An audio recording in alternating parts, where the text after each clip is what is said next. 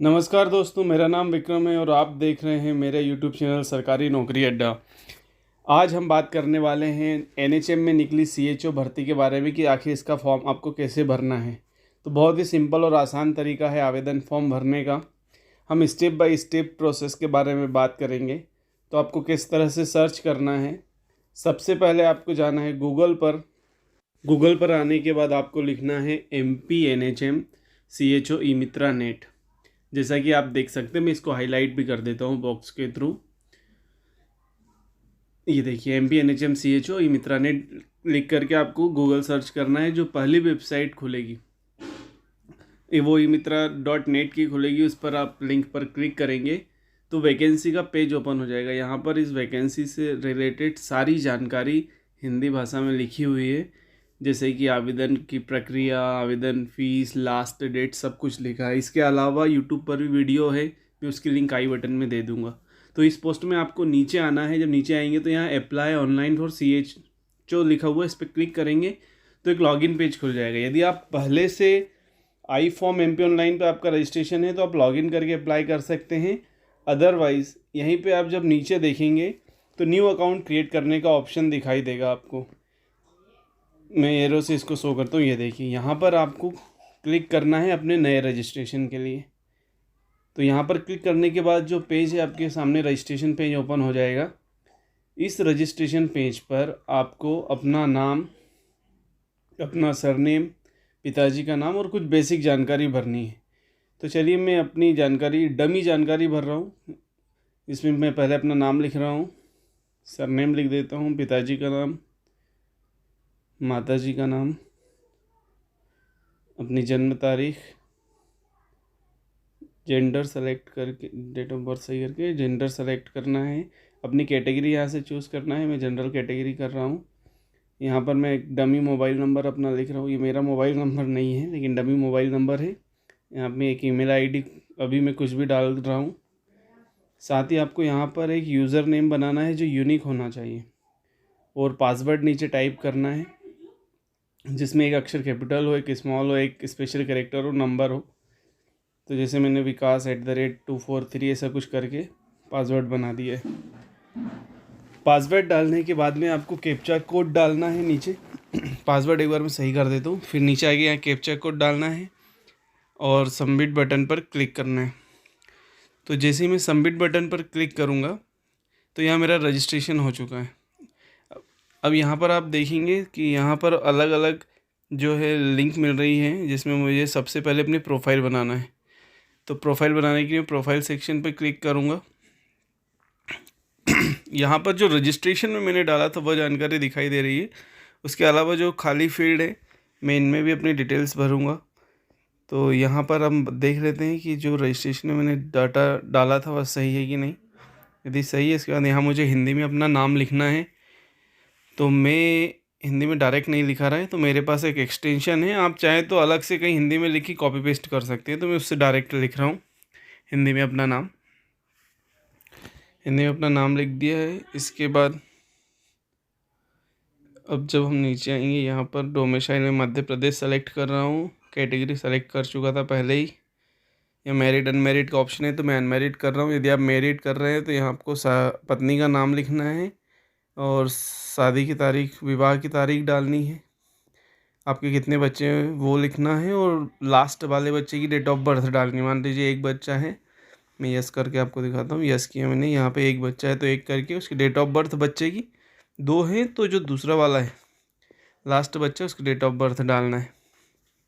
नीचे आएंगे, हैंडीकैप्ड का ऑप्शन है। यदि आप दिव्यांग हैं तो यस चुनें और अपनी कैटेगरी चुन लें। यदि दिव्यांग नहीं है तो नो पर क्लिक करें और सेव एंड नेक्स्ट पर आपको फिर क्लिक कर देना है। अब आपके पास नेक्स्ट पेज ओपन हो जाएगा जिसमें आपको एड्रेस वगैरह डालना है। तो यहाँ पर आप अपना एड्रेस डाल दें।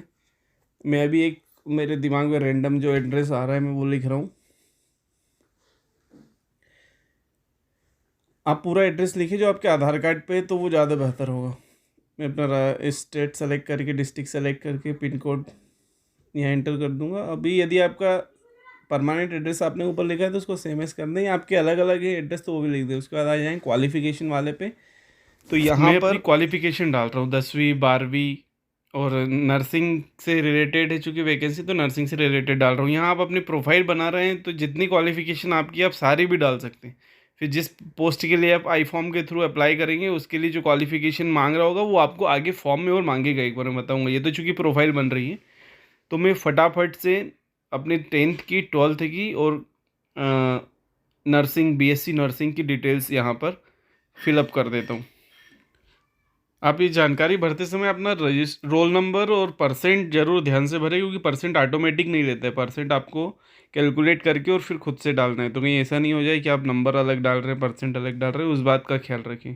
तो ये जानकारी सारी फिलअप करने के बाद में नीचे आपको नेक्स्ट की बटन दिख रही होगी, उस नेक्स्ट के बटन पर क्लिक करना है।